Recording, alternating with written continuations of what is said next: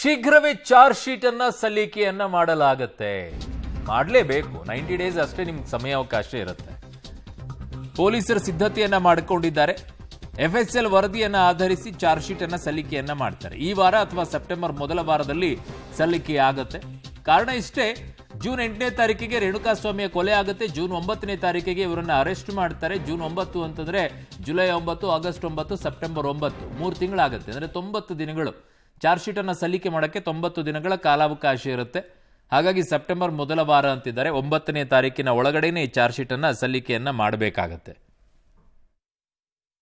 ಸ್ವಾಮಿ ಕೊಲೆ ಪ್ರಕರಣಕ್ಕೆ ಸಂಬಂಧಪಟ್ಟಂತೆ ಈಗಾಗಲೇ ಈ ಹಿಂದೆ ಹೇಳಿದ ಹಾಗೆ ಬೆಂಗಳೂರು ನಗರ FSLಗೆ ಸಂಬಂಧಿಸಿದಂತೆ ಎಲ್ಲ ವರದಿಗಳು ನಮ್ಮ ಕೈ ಸೇರಿವೆ. ಅದಕ್ಕೆ ಪೂರಕವಾಗಿ ಇನ್ನೂ ಕೆಲವೊಂದು ಮಾಹಿತಿಗಳನ್ನು ನಾವು ಕೇಳಬೇಕಾಗ್ತದೆ ಕ್ವೆರಿ ರೂಪದಲ್ಲಿ. ಅದನ್ನು ಪೊಲೀಸರು ಮಾಡ್ತಾ ಇದ್ದಾರೆ. ಜೊತೆಗೆ ಹೈದರಾಬಾದ್ CFSLಗೆ ಕೆಲವೊಂದು ವಿದ್ಯುನ್ಮಾನ ಸಲಕರಣೆಗಳನ್ನು ಕಳಿಸಲಾಗಿತ್ತು, ಎಲೆಕ್ಟ್ರಾನಿಕ್ ಡಿವೈಸಸ್ಗಳನ್ನು.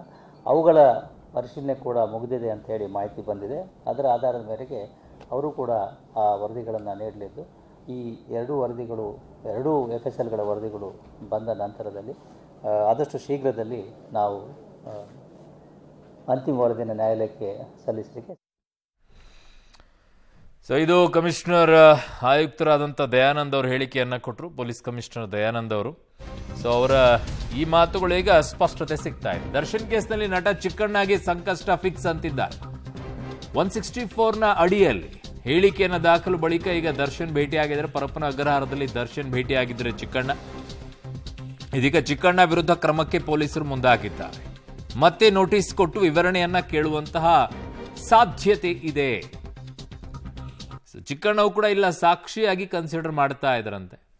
ಸೊ ಹಾಗಾಗಿನೇ ಈಗ 164ನ ಅಡಿಯಲ್ಲಿ ಹೇಳಿಕೆಯನ್ನು ದಾಖಲು ಮಾಡ್ಕೊಂಡ ಬಳಿಕ ದರ್ಶನ್ ಭೇಟಿ ಆಗಿದ್ರಲ್ಲ, ಅದು ಕೂಡ ಈಗ ಬಹಳ ಚರ್ಚೆಗೆ ಎಡೆ ಮಾಡಿ ಕೊಡ್ತಾ ಇದೆ.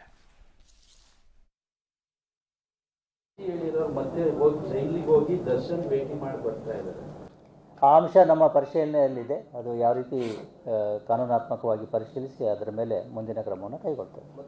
ಸಾಕ್ಷಿ ಹೇಳಿರೋರು ಮತ್ತೆ ಜೈಲಿಗೆ ಹೋಗಿ ದರ್ಶನ್ ಭೇಟಿ ಮಾಡಿ ಬರ್ತಾ ಇದ್ದಾರೆ. ಆ ಅಂಶ ನಮ್ಮ ಪರಿಶೀಲನೆಯಲ್ಲಿದೆ. ಅದು ಯಾವ ರೀತಿ ಕಾನೂನಾತ್ಮಕವಾಗಿ ಪರಿಶೀಲಿಸಿ ಅದರ ಮೇಲೆ ಮುಂದಿನ ಕ್ರಮವನ್ನು ಕೈಗೊಳ್ತೇವೆ. ಅದು ಬಹಳ ಚರ್ಚೆಗೆಡೆ ಮಾಡಿ ಕೊಡ್ತಾ ಇತ್ತು. ಕಾರಣ, ಯಾವ ಆರೋಪಿಯ ಮೇಲೆ ನೀವು ಸಾಕ್ಷಿಯಾಗಿ ನೀವು ಒಬ್ಬ ವ್ಯಕ್ತಿಯನ್ನ ಇಟ್ಕೊಂಡಿದ್ದೀರಾ ಅಂದ್ರೆ ಆ ಸಾಕ್ಷಿ ಹೋಗ್ಬಿಟ್ಟು ಅದೇ ಆರೋಪಿಯನ್ನು ಹೋಗಿ ಜೈಲಲ್ಲಿ ಭೇಟಿ ಆಗ್ತಾರೆ ಅಂತಂದ್ರೆ ನಿಮ್ಮ ಸಾಕ್ಷಿ ಉಳಿದೇನು ಪ್ರಯೋಜನ? ಅಲ್ಲಿ ಹೇಗೆ ಭೇಟಿಗೆ ಅವಕಾಶವನ್ನು ಮಾಡಿಕೊಡ್ತಾ ಇದ್ದಾರೆ? ಅರ್ಥ ಆಗ್ತಿಲ್ಲ ಈ ವಿಚಾರ.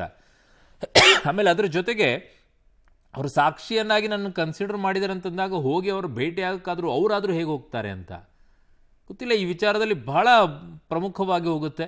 ಈ ಕಡೆಗೆ ಸಾಕ್ಷಿಯಾಗಿ ಇಟ್ಕೊಳ್ತೀರಾ, ಆ ಕಡೆಗೆ ಅವ್ರು ಹೋಗಿ ಆರೋಪಿಯನ್ನ ಭೇಟಿ ಆಗ್ತಾರೆ. ಏನು ಅಡ್ಜಸ್ಟ್ಮೆಂಟ್ ಆಗುತ್ತೆ ಅನ್ನುವಂಥ ಅನುಮಾನಗಳು ಎಡೆ ಮಾಡಿಕೊಡುತ್ತೆ ಅದು.